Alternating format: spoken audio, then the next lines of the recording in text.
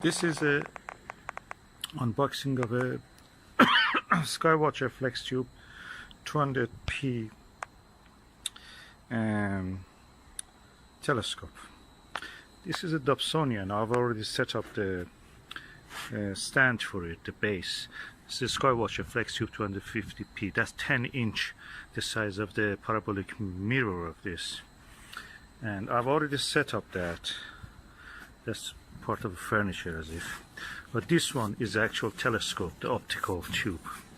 The thing about this tube which made me order one was that it's a Dobsonian, but at the same time, because it is quite compact, you can practically fold it, and if we reduce to the size that you can see here is around 80 centimeter, and it has 2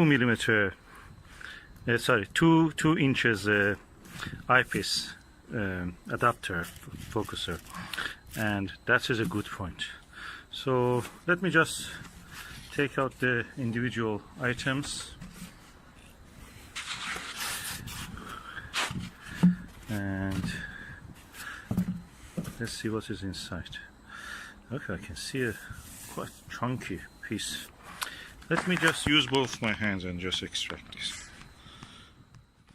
Okay, now I have not set up the tube upright, and I'm going to remove the plastic on the top. Okay, I'm removing the plastic. It's quite delicate optical instrument, very precise. As you can see, it has a dust cap, like a shower cap, for the top part of it, and a separate cap for the optical part. I've heard people saying that when removing this stopper here,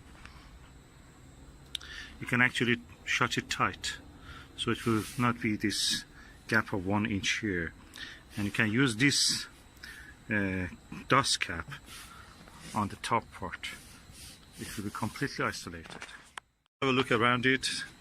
It has a swiveling axis here, handles for using it, carrying it, or guiding it. These are the screws that you can loosen up and extend the 4 individual bars to extend the tube. That is the massive eyepiece focuser, and you can see the size there. I'll go from the other side and show you. And you can see the massive eyepiece focuser from this angle, and this is a 10-inch telescope, 250 millimeter, and focus 1200.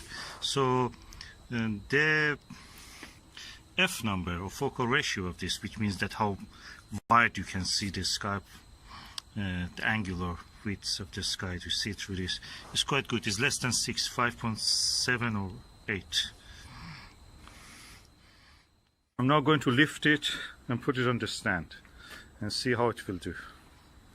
Wish me luck.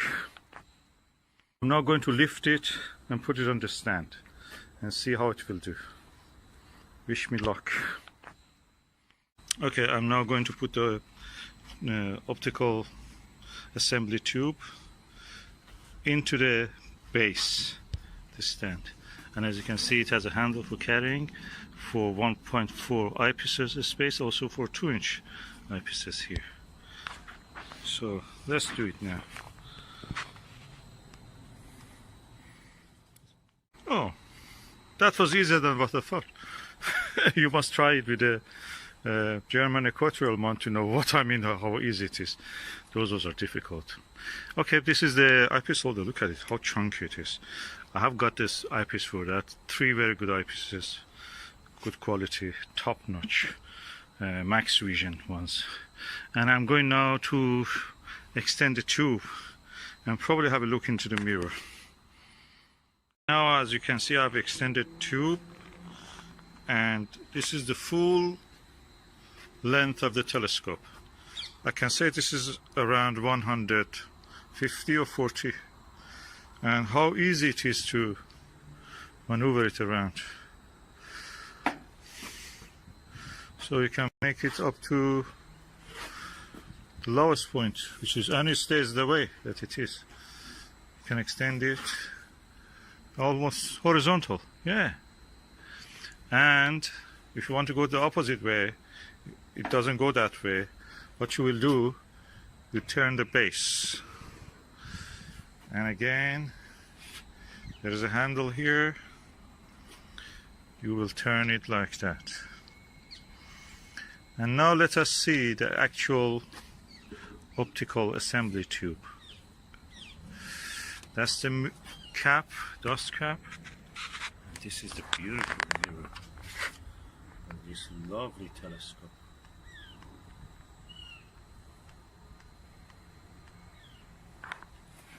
And this is inside the diagonal mirror, and that's the cap you can see. Now let me remove the cap. That's the first light. Hallelujah. Isn't it beautiful? This is the best, most portable Dobsonian you can ever see. It's amazing.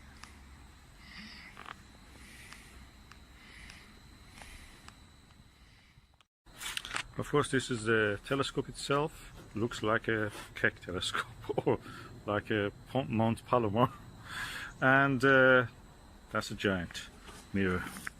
And this is the instruction manual. Astronomical telescope user guide, brochure introducing the different products from the manufacturer, 10mm eyepiece, 25mm eyepiece, which is a wide angle, so I'm going to use that. And this is what we were looking for. That's the eyepiece holder. What before that we can do, look at the viewfinder. As you can see, this is the viewfinder. On its own is a different, is a telescope on its own. I can say this is probably around 50mm and quite impressive size for an eyepiece. I can use it as a telescope. Now I'm going to put the viewfinder here. It's very easy. It's a dovetail bracket. It slides here. So I'm going to do it now, and I will show you the result. I cannot stop admiring the ease of installation in this telescope. Everything is so easy to work with. Telescopes, you know that. Even the smallest one with the German equatorial one are a pain to work with. This is such a giant telescope and it's so easy. Okay, I've installed the viewfinder, and I'm now removing the cap of it to show you the lens. This is the first view of the lens. Beautiful. And I'm now going to remove this lens cap on the end part of it. And let us see how it looks if I look through this viewfinder. It should be a wide angle view. I noticed that the telescope a little bit slides down, so probably I should put adjust the tension and the spring or whatever I have to do here. I'm sure there is something for that. And anyway,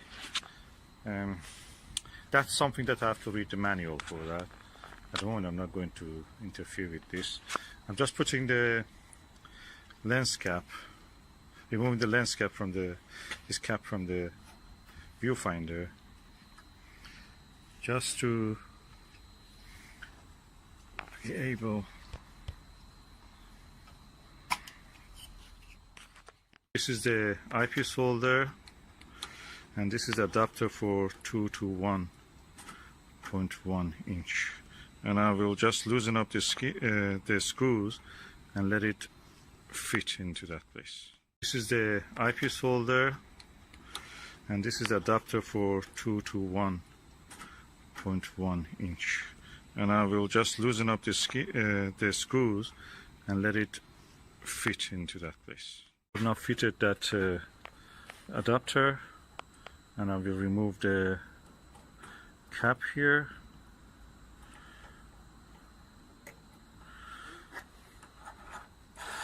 Oh, it's wonderful. I can now adjust this also to hold it in place. This is the view for the eyepiece, and you can see the roof.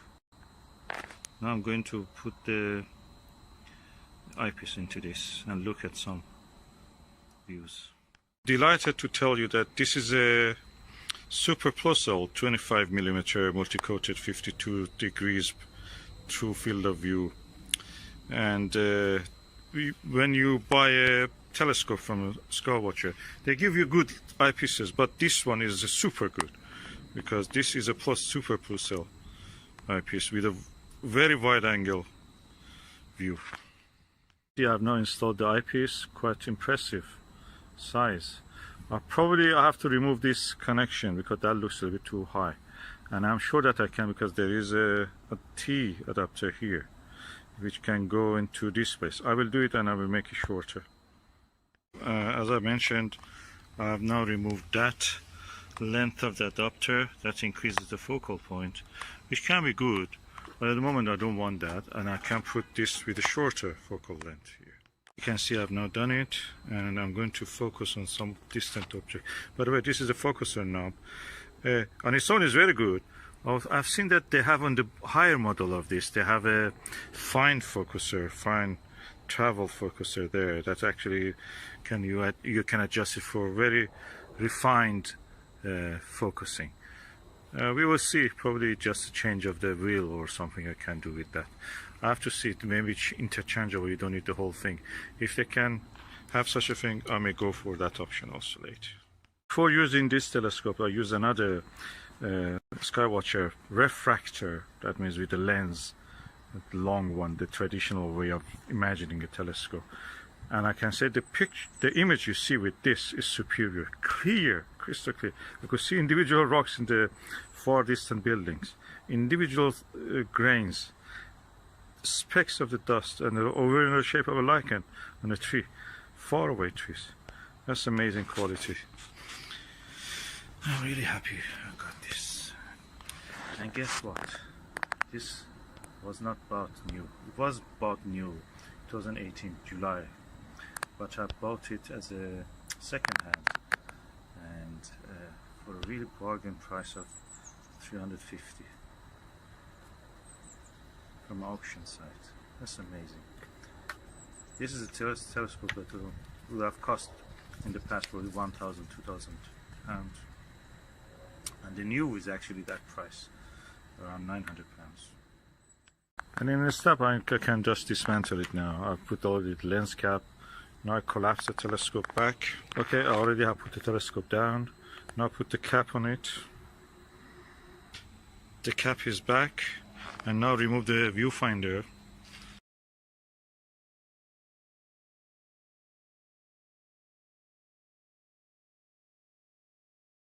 I found that this 10-inch actually Skywatcher is easier to use than the 12-inch. 12-inch is a little bit too cumbersome, too big, even for lifting and unfolding it.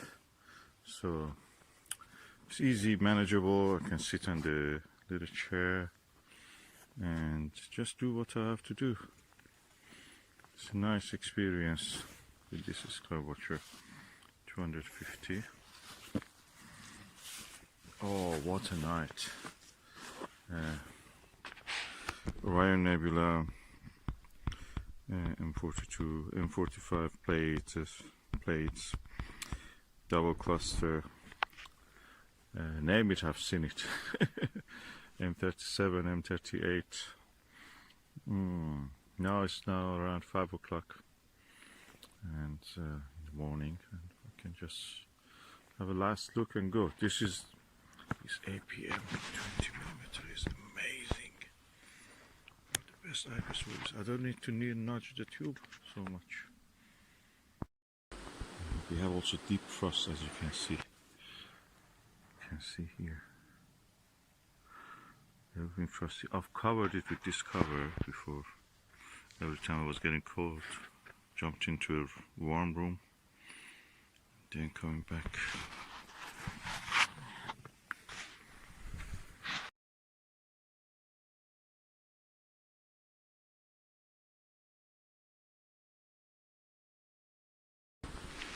This is the Skywatcher Flextube 450p, and it's a 10-inch telescope, refractor, Newtonian, collapsible, and it has a focal length of 1200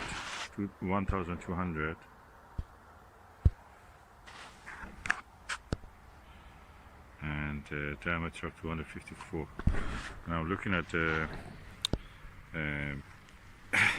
plates M45 using this APM 100° 20mm eyepiece, I can see nebulousity in it. It's only visible in the astrophotos, but I can see with this telescope nebulousity in it. And I can see the nebula around the Pleiades stars, Merope and others, is actually brighter than what is around the Orion Nebula belt stars. Quite brighter.